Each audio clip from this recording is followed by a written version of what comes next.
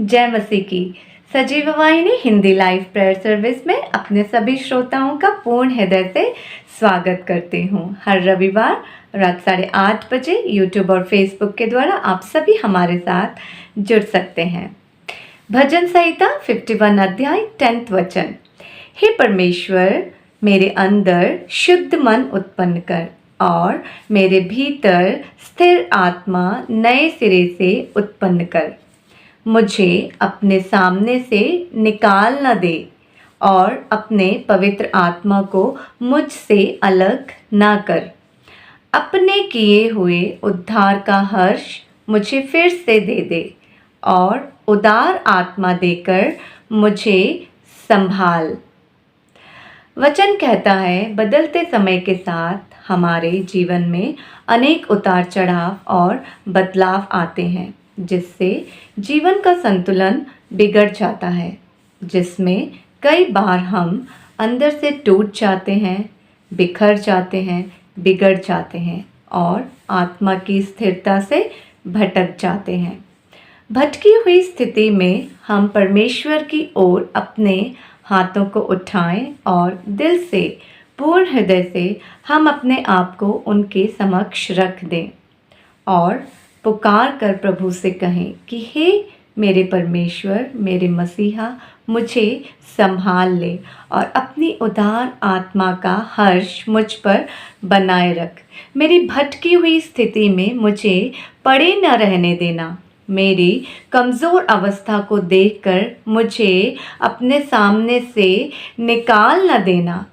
मेरे प्रभु, मुझे अपनी दृष्टि में निकम्मा ना समझना। मेरे मसीहा, मेरे प्रभु, मेरी सहायता करें, मेरी ओर अपनी दृष्टि करें, मुझे संभाल लें और नए सिरे से मेरे अंदर शुद्ध मन उत्पन्न करें और भीतर से मुझे दृढ़ करें, ताकि मैं पलटकर कभी भी न डगमगाऊं, न डरूं, न भटकूं। प्रभु, मुझे संभाल लें।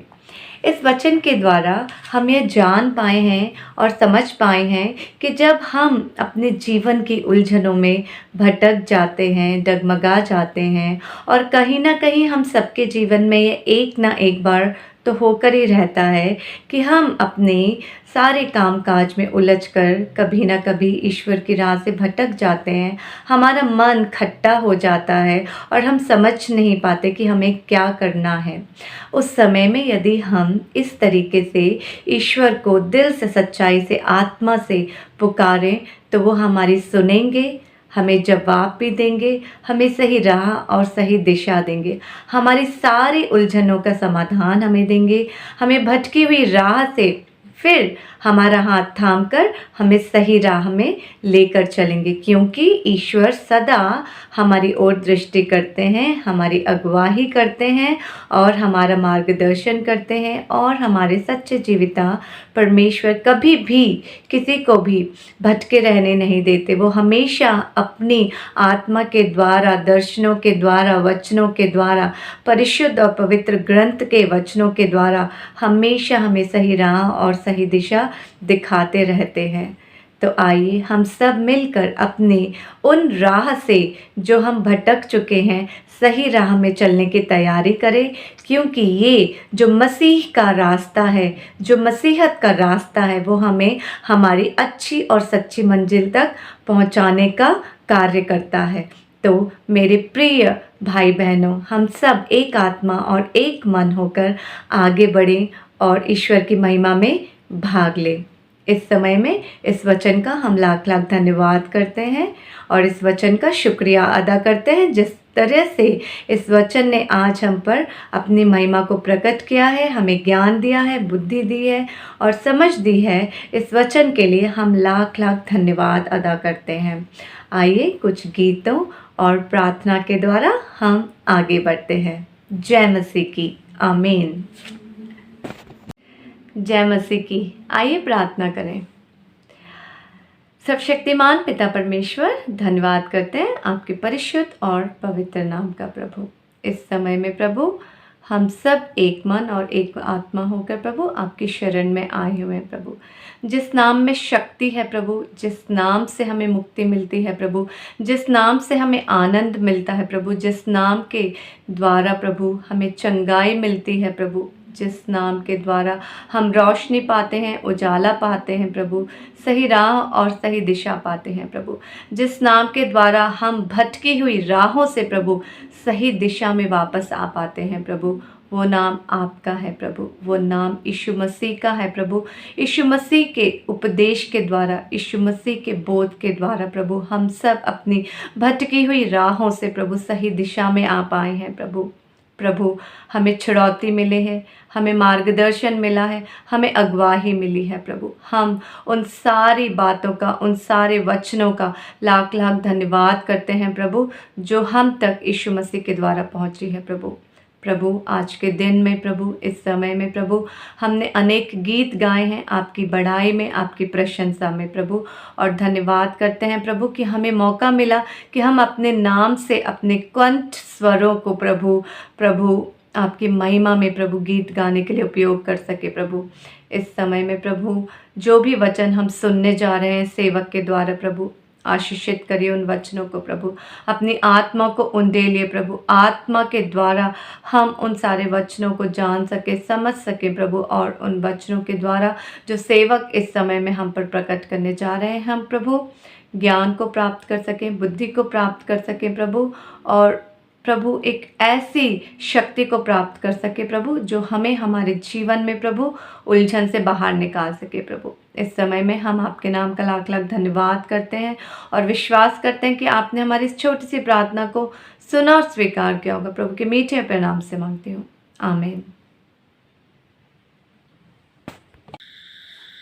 Good evening, praise the Lord everyone.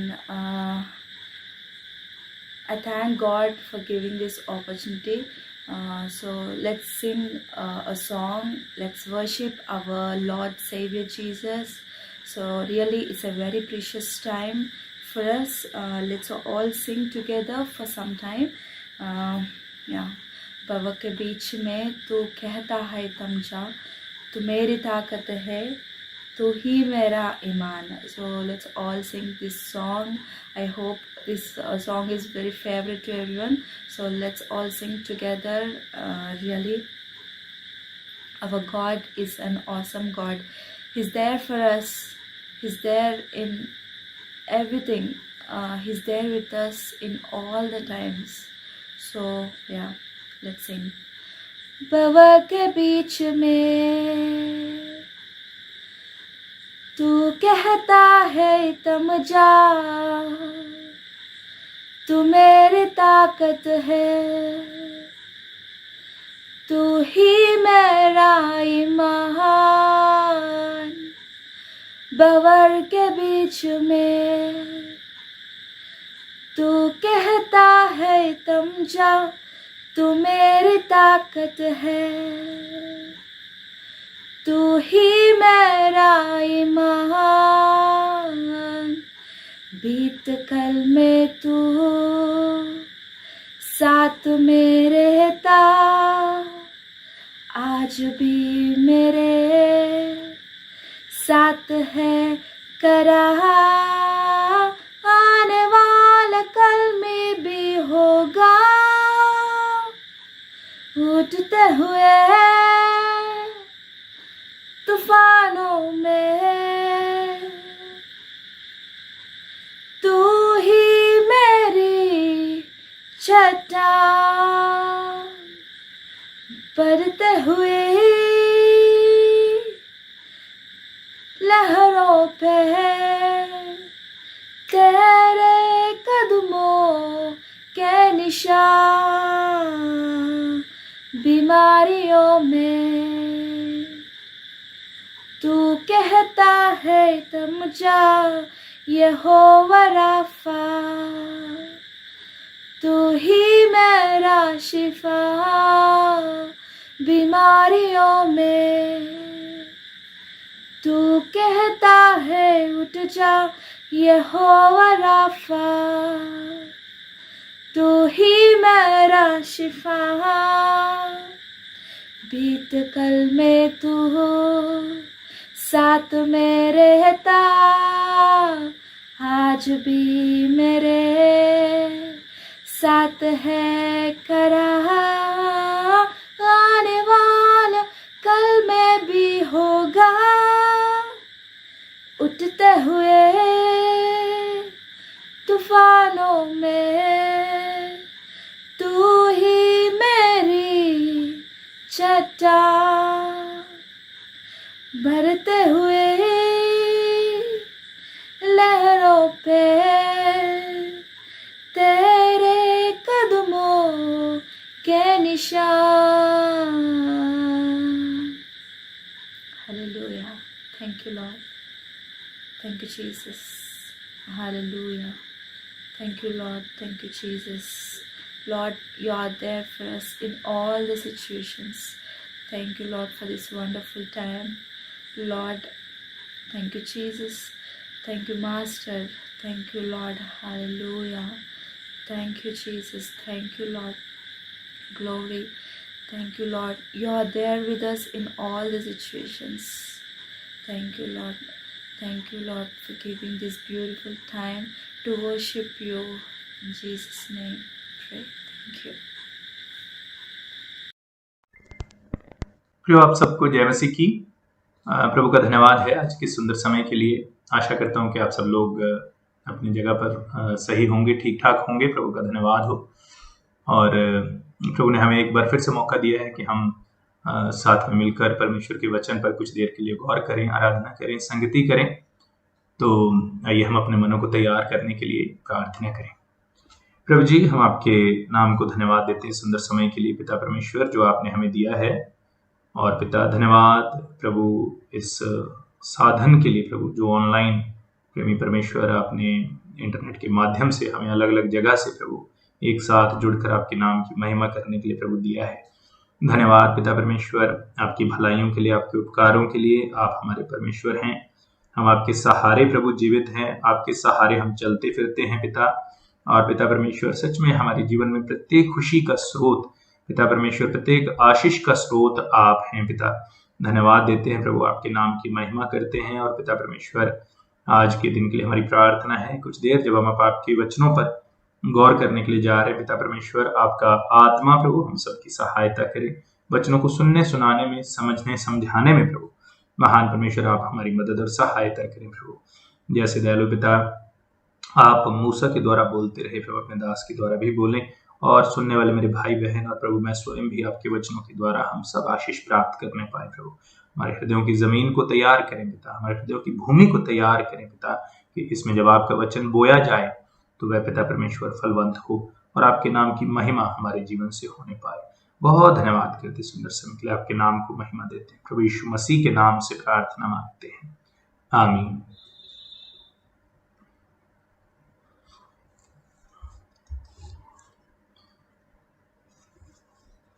तो प्रियो, आइए हम आज के मनन के लिए पढ़ेंगे परमेश्वर के वचन में से मरकुस की पुस्तक, मरकुस रचित सुसमाचार, और उसका हम पढ़ेंगे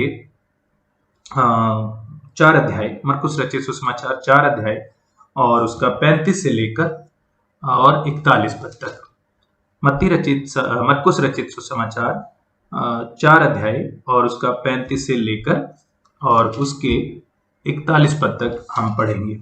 यहाँ पर इस प्रकार से लिखा है, उसी दिन जब सांझ हुई तो उसने चेलों से कहा, आओ हम पार चलें। और वे भीड़ को छोड़कर जैसा वह था वैसा ही उसे नाव पर साथ ले चले, और उसके साथ और नावें भी थी। तब बड़ी आंधी आई और लहरें नाव पर यहां तक लगी कि वह पानी से भरी जाती थीं। पर वह आप पिछले भाग में गद्दी पर सो रहा था। तब उन्होंने उसे जगाकर उससे कहा, हे गुरु, क्या तुझे चिंता नहीं कि हम नष्ट हुए जाते हैं? तब उसने उठकर आंधी को डांटा और पानी से कहा, शांत रह और थम जा। और आंधी थम गई और बड़ा चैन हो गया। और उसने उनसे कहा, तुम क्यों डरते हो? क्या तुम्हें अब तक विश्वास नहीं?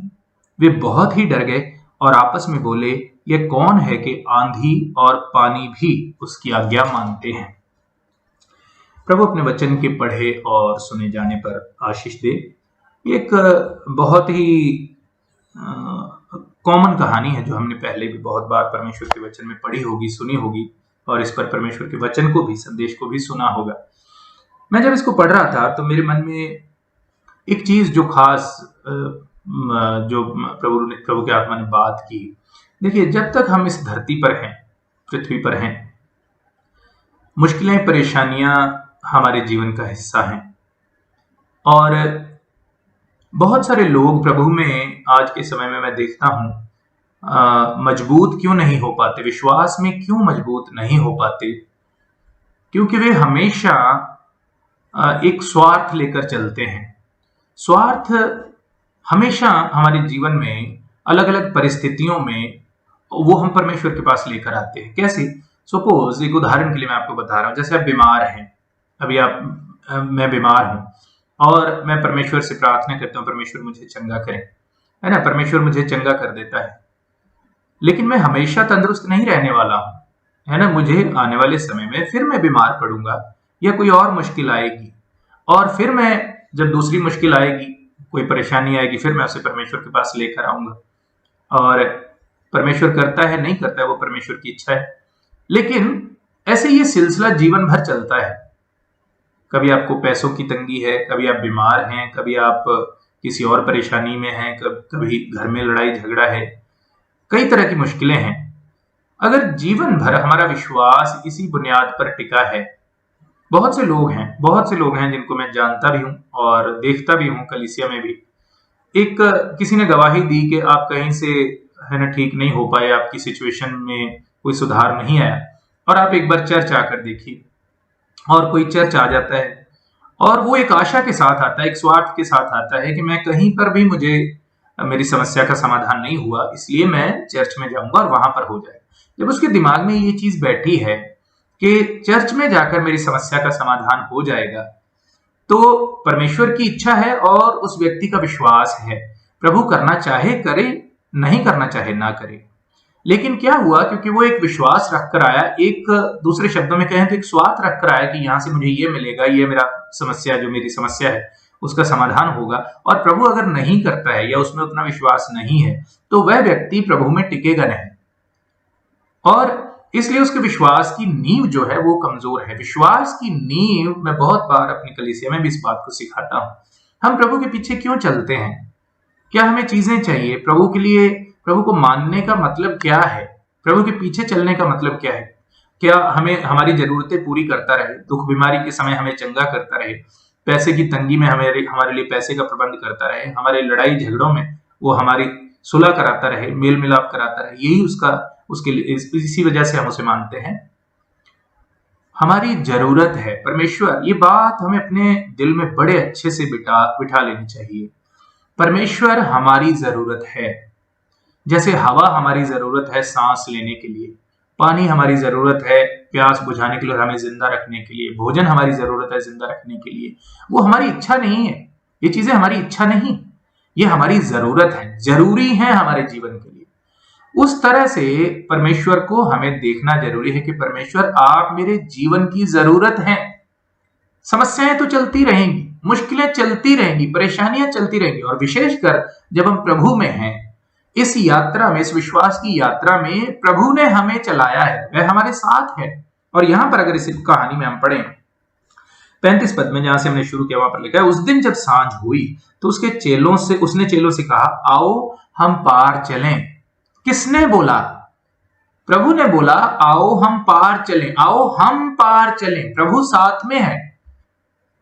इस यात्रा में, इस जीवन की यात्रा में, इस विश्वास की यात्रा में जब तक प्रभु नहीं आता है, उसकी उपस्थिति हमारे साथ है। ये सबसे बड़ी बात है। आपकी मुश्किलों, परेशानियों में, उन परेशानियों का हल हो या ना हो, आपकी बीमारी में, आपकी बीमारी ठीक हो या ना हो, आपके पैसे की परेशानी में परमेश्वर शीघ्र समाधान निकाले या ना निकाले, मुख्य बात यह है कि आपको इस यात्रा में जिसने चलाया है, जिस पर आप विश्वास करते हैं, वह आपके साथ होना चाहिए। और उसकी यह प्रतिज्ञा है कि मैं युगों के अंत तक सदैव तुम्हारे साथ हूं। तो किस किस चीज के लिए हमारी प्रार्थना होनी चाहिए, क्या चीज हमें परमेश्वर से मांगनी है। परमेश्वर हमारा ये मसला है इसका हल कर दे, ये मसला है इसका हल कर दे, ये तो जिंदगी भर चलता रहेगा। आप जब से पैदा होते हैं, जब से होश संभालते हैं, हम होश जब हम समझना शुरू करते हैं, तब से हमारे जीवन में चिंताएं और चुनौतियां और परेशानियां और मुश्किलें, आप देखिए 6-7 साल का बच्चा, 8 साल का बच्चा, 10 साल का बच्चा, जब वो बड़ी क्लासेस में जाता है तो वहां पर उसके ऊपर धीरे धीरे धीरे धीरे वो दिमाग में वो टेंशन रहती है। आप भी गुस्सा करना शुरू करते हैं कि पढ़ना लिखना शुरू करें। जब वो प्री स्कूल में होता है या नर्सरी में होता है तब आप उतना आपको शायद प्रेशर नहीं होता है, लेकिन जैसे वो थोड़ी बड़ी क्लास में, फर्स्ट में, सेकंड में से जाता है, तो आपके ऊपर भी प्रेशर है और बच्चे के ऊपर भी प्रेशर है। वहां से उसके जीवन में वो संघर्ष, वो चुनौती शुरू होगी। वहां पर उसको खाने की चिंता नहीं है, कपड़े की चिंता नहीं है, और चीजों की चिंता नहीं, कहीं आने जाने के लिए किराए की चिंता नहीं है, लेकिन एक पढ़ाई जब उसके जीवन में, मतलब उसके जीवन में जब उसका जीवन शुरू हो गया, वहां पर उसके सामने एक चुनौती उसके जीवन में आ गई, एक संघर्ष उसके जीवन में आ गया, एक परेशानी उसके जीवन में। तो वहां से जो ये शुरुआत होती है, ये जीवन भर चलती है। जब हम बड़े हो जाते हैं, रिश्ते बनते हैं, वहां परेशानियां, काम पे जाते हैं, वहां परेशानियां, शरीर जैसे जैसे हम बड़े होते हैं, शरीर में दुख बीमारियां आनी शुरू हो जाती है। ये कभी अंत नहीं है, लेकिन हमारा विश्वास इनकी बुनियाद पे नहीं टिका होना चाहिए। और अगर ऐसी चीजों की, अगर समाधानों की बुनियाद पे हमारा विश्वास टिका है कि परमेश्वर हम मुश्किल में हैं, हमारे लिए ये कर, हमें ये चाहिए, ये कर, है ना, तब हमारा विश्वास कभी भी मजबूत नहीं हो सकता। सबसे बड़ी बात और प्रार्थना भी यही होनी चाहिए कि प्रभु तू हमारे साथ है। मैं बहुत बार उदाहरण देता हूं शद्रक, मेशक और अबेदनगो के बारे में। उन्होंने क्या कहा जब राजा ने बोला कि मेरी मूर्ति के सामने तुम लोग दंडवत करो, तो उनका जवाब क्या था कि हमारा परमेश्वर हमें इस आग की भट्टी से बचाने की क्षमता रखता है, उसमें इतनी सामर्थ्य है। और उन्होंने कहा कि हम तेरी मूर्ति के सामने कभी नहीं झुकेंगे, चाहे तो हमें भट्टी में डाल भी दे तो भी नहीं झुकेंगे, हम बिल्कुल इस मूर्ति के सामने दंडवत नहीं, हम अपने परमेश्वर को छोड़ किसी और मूर्ति के सामने दंडवत नहीं कर सकते, किसी व्यक्ति के सामने नहीं झुक सकते। और फिर उन्होंने आगे एक और शब्द कहा, जो बहुत उस कहानी का निचोड़ है। उन्होंने कहा वह हमें बचाने की सामर्थ्य रखता है, लेकिन यदि वह हमें ना भी बचाए, यदि वह हमें ना भी बचाए, तो भी हम अपने परमेश्वर के प्रति वफादार रहेंगे और मैं अपने परमेश्वर के सामने ही दंडवत करेंगे, तेरे सामने हम दंडवत नहीं करेंगे। तो जब हम ऐसी चीज देखते हैं, तो जब उन्होंने ऐसा कहा कि चाहे हम मर भी जाएं, चाहे हमें आग की भट्टी में भी डाल दिया जाए, तो क्या राजा ने उनके प्रति कोई दया दिखाई या कोई व्यवहार में परिवर्तन आया? या जब उन्होंने बोला कि परमेश्वर यदि हमें ना भी बचाए तो भी हम तेरी मूर्ति के सामने दंडवत नहीं करेंगे, वे मरने के लिए भी तैयार थे। अब इसमें मुख्य बात क्या है? मुख्य बात यह है कि परमेश्वर पर उनका विश्वास इस स्थिति पर आधारित नहीं था कि परमेश्वर हमारी मुश्किल के समय में हमारी मदद करे, इस बात पर आधारित नहीं था। उन्होंने कहा हम मरने के लिए भी तैयार हैं, लेकिन क्या परमेश्वर ने उन्हें मरने दिया? अगर हम अपनी बीमारी के लिए प्रार्थना नहीं करेंगे, अगर हम अपने कर्जे के लिए प्रार्थना नहीं करेंगे, अपने रिश्तों में परेशानी है या जो भी हमारी जरूरत है उसके लिए प्रार्थना नहीं करेंगे, तो क्या परमेश्वर हमारी सहायता नहीं करेगा? उसने कहा मैं तुम्हारे मांगने से पहले ही जानता हूं। प्रार्थना क्या है? प्रार्थना कोई राशन की लंबी सूची नहीं है जो हम लेकर परमेश्वर के सामने जाते, परमेश्वर ये भी कर, ये भी कर, ये भी कर। प्रार्थना तो परमेश्वर से बातचीत है, आप उसके साथ एक संबंध बनाते हैं। प्रार्थना बातचीत है, प्रार्थना एक सूची नहीं है।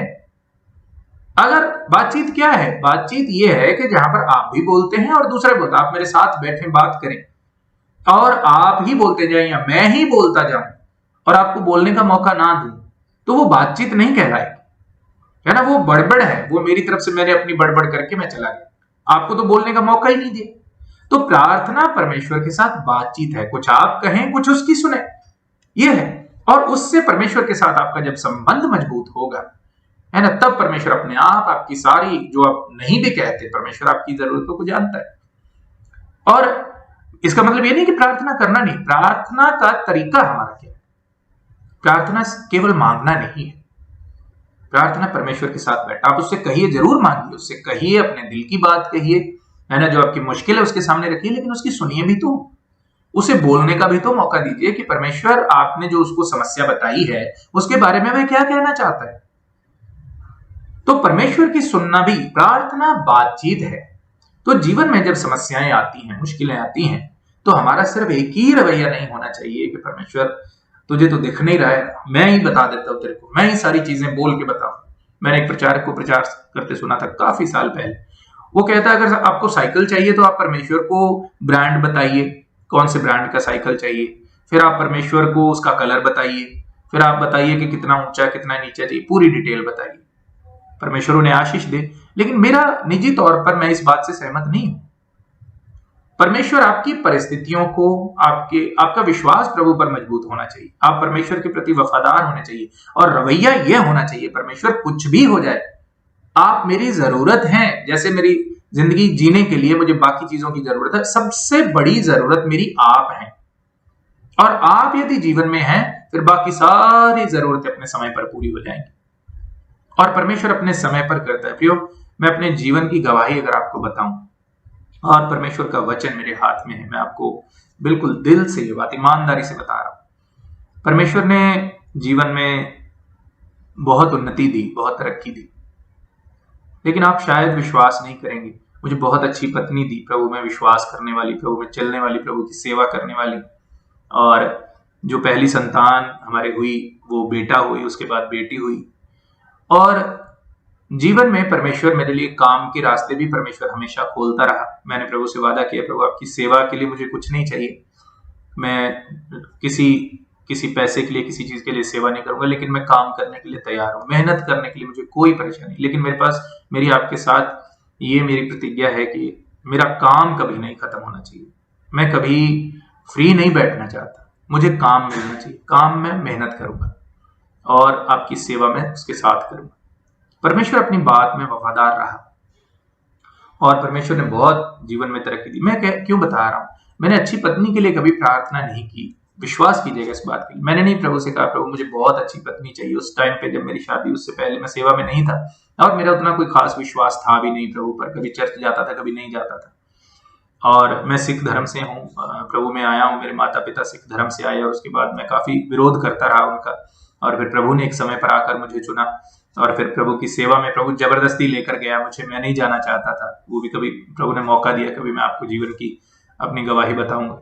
तो मैंने अपने जीवन में ऐसे ऐसे परमेश्वर के काम देखे हैं जहां पर मैंने प्रभु से कुछ कहा ही नहीं, ना मैंने प्रभु से बेटा मांगा, ना मैंने अच्छी संतान मांगी, ना मैंने कभी पैसे के लिए प्रार्थना की, ना कभी अच्छी पत्नी के लिए, अपनी शादी के लिए प्रार्थना की, कुछ नहीं था ऐसा। सिर्फ एक बात की चिंता जीवन में आज भी और हमेशा से रही है कि वैसे जीवन जीना है जिससे परमेश्वर दुखी ना हो, बस इतनी सी बात है।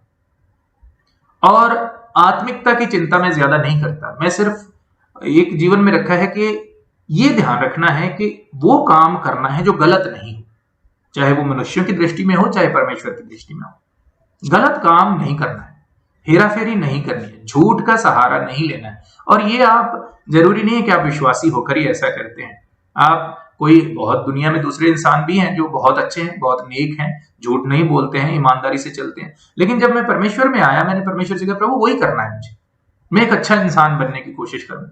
और परमेश्वर दाऊद के जीवन में मैं जब देखता था, हम विषय से थोड़ा सा अलग जा रहे हैं, दाऊद के जीवन में जब मैं देखता हूँ, क्या था दाऊद एक बहुत अच्छा इंसान था, परमेश्वर का आराधक तो था ही, लेकिन जब परमेश्वर ने कहा कि दाऊद मेरे दिल का आदमी है, सबसे मनपसंद व्यक्ति है, तो उसने क्यों कहा? उसकी आराधना के लिए नहीं कहा।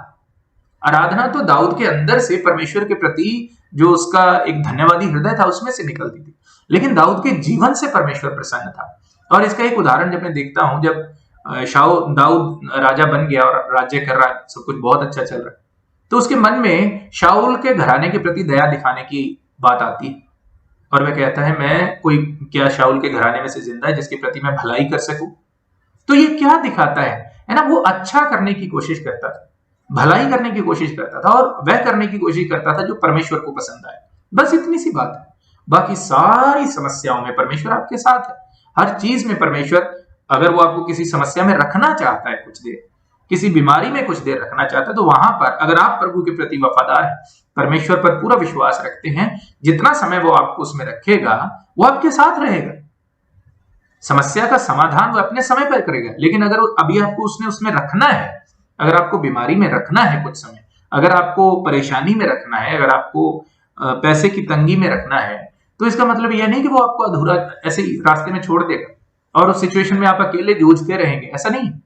परमेश्वर आपके साथ, ये यात्रा उसने शुरू कराई है हमसे। यहां पर जो हमने पढ़ा है, यहां पर लिखा है, आओ हम पार चलें।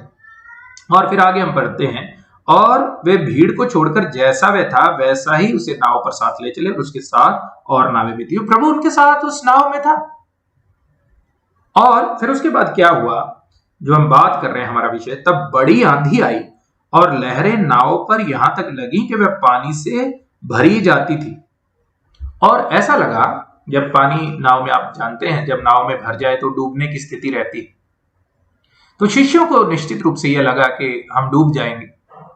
देखिए, प्रभु हमारे जीवन में अगर हमें किसी समस्या में रखता है, डुबाने के लिए नहीं है, हमारे विश्वास को बढ़ाने के लिए, हमारे धैर्य को बढ़ाने के लिए, परमेश्वर पर हमें निर्भर होना सिखाने के लिए। बहुत सारी बातें हैं, है ना। मैं बहुत बार उदाहरण देता हूं। देखिए, सोना जब खदानों से निकाला जाता है, जहां से भी उसको निकालते हैं, तब वे क्या होता है, उसको कोई आकार नहीं है ना। ऐसे ही है ना, कहीं भी उसी शेप में अगर वो कहीं पड़ा मिले तो शायद आप ध्यान भी ना दें।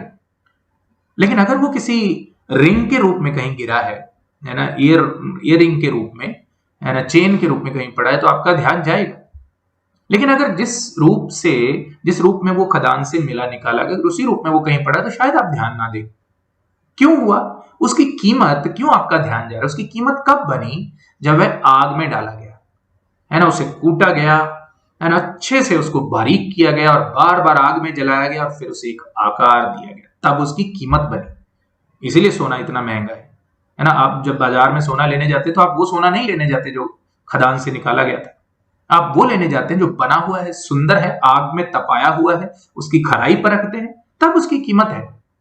तो परमेश्वर अपने लोगों को इसलिए इन चीजों से लेके जाता है। अगर सारी समस्याओं का, जैसे ही हमें परेशानी आई, प्रभु पे, है ना, प्रभु पे भरोसा है हमारा, हम प्रभु के पास गए, प्रभु ने हल कर दिया, विश्वास कहां मजबूत होगा? समस्याएं तो जीवन भर है।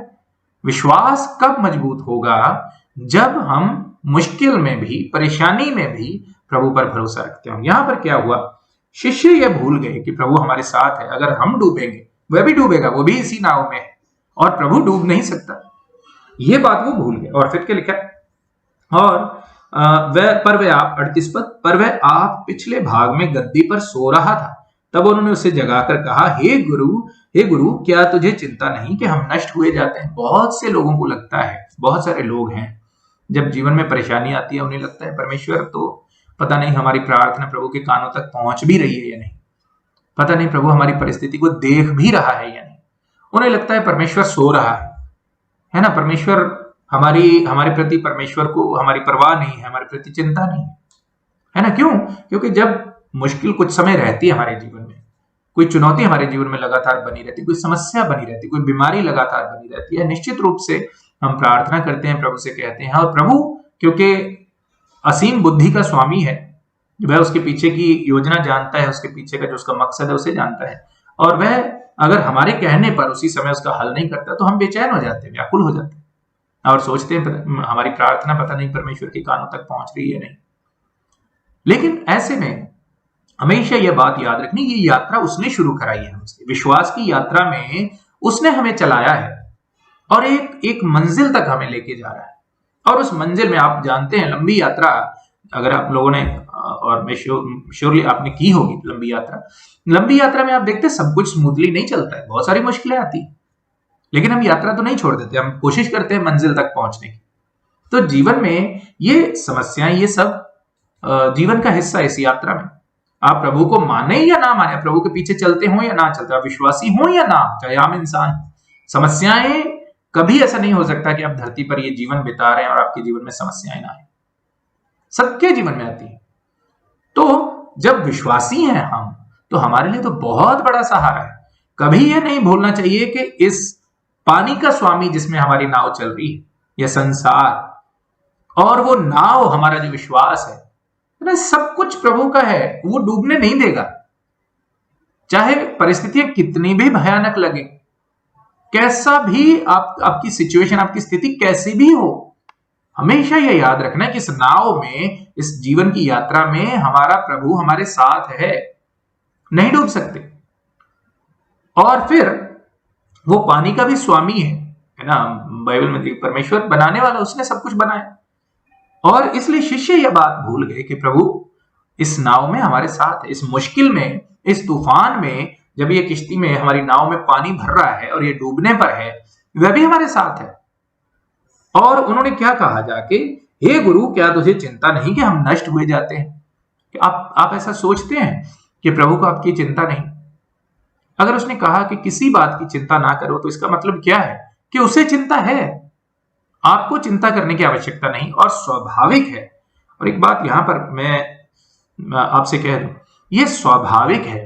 हम विश्वासी हैं, प्रभु पर विश्वास करते हैं, हमारा परमेश्वर, हमारा सारी सृष्टि का स्वामी है, सर्वशक्तिमान परमेश्वर है, सारी समस्याओं का हल कर सकता है, कुछ उसके सामने मुश्किल नहीं। लेकिन fact of the matter is, हम इंसान हैं, है ना, हम इंसान हैं, और निराश होना, चिंता करना, परेशान होना, वो हमारे स्वभाव में है ना। कभी वो चीज हमारे जीवन से, और प्रभु जानता है, प्रभु जानता है। जब प्रभु क्रूस पर चढ़ाया गया तो उसने यूहन्ना से क्या कहा, है ना, और अपनी मां से क्या कहा? अपनी मां से कहा, यूहन्ना से कहा, यह तेरी माता है ना, इसकी देखभाल करना। प्रभु को चिंता है कि हमें चिंता है, इस बात की उसे चिंता है कि हम चिंता करते हैं। तो इसलिए वह क्या करता है, हमारी सारी मुश्किलों का समाधान अपने समय पर वो करता है। बात है भरोसा रखने की, कभी ऐसा नहीं कि उसे चिंता नहीं। और फिर क्या, आप अगर कहानी को पढ़े तो उसने आंधी तूफान को डांटा और सब कुछ शांत हो गया।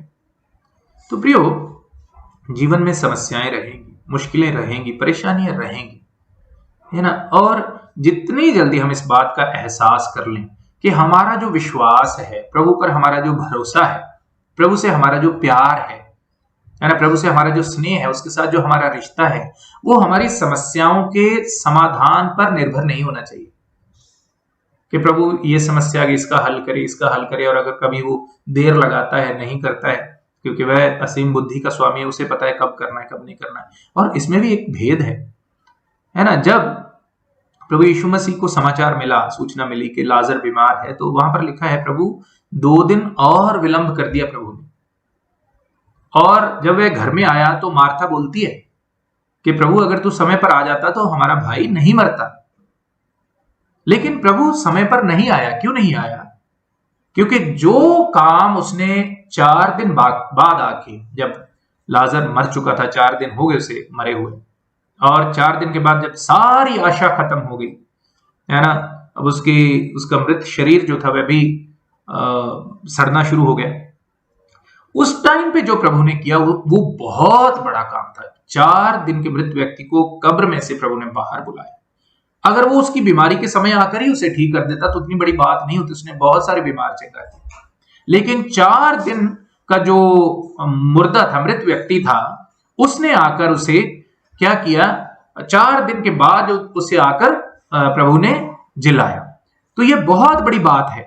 सो परमेश्वर का धन्यवाद है इस बात के लिए कि परमेश्वर अपने समय पर कार्य करता है, उसी में हमारी भलाई है, और वह सबसे बड़ी बात है।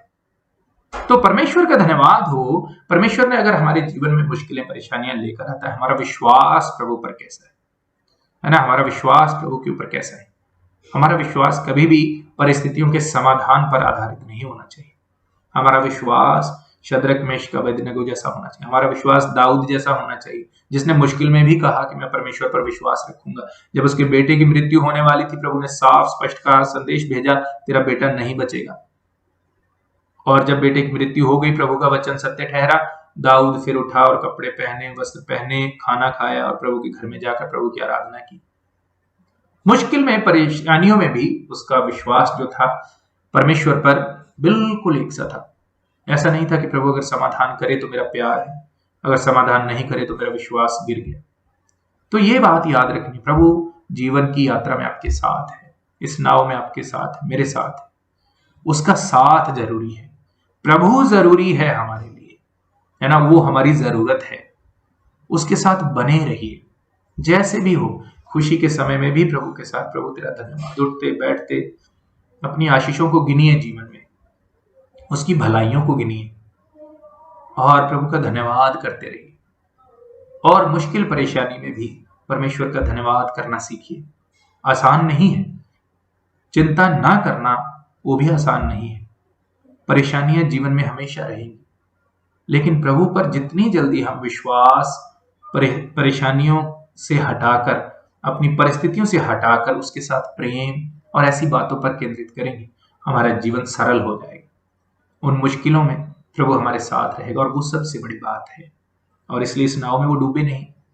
प्रभु ने उठकर उनसे सवाल पूछा, एक बात कहकर हम बंद करेंगे।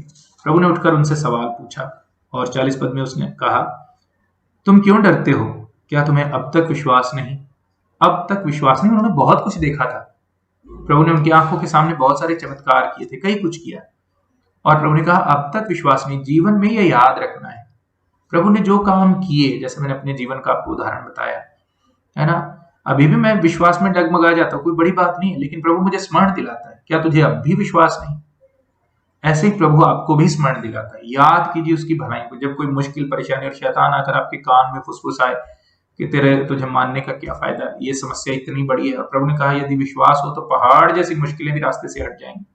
ये चीज दिमाग में रखिए और परमेश्वर आपको हमेशा मुश्किलों में सहारा देगा। समय आने पर उन मुश्किलों में से निकालेगा, जैसे उसने अपने शिष्यों को निकाला। विश्वास की बुनियाद क्या है? अपने विश्वास की बुनियाद पर ध्यान कि प्रभु हमारी समस्याओं का हल करे, हमारी परेशानियों का हल करे। ये हमारे विश्वास की बुनियाद नहीं है। हमारे विश्वास की बुनियाद ये है कि प्रभु तू हमारे लिए जरूरी है, तेरा मेरे जीवन में होना जरूरी है, तेरे साथ मेरा रिश्ता जरूरी है, तेरे साथ मेरा प्यार जरूरी है। और प्रभु के साथ बातचीत कीजिए।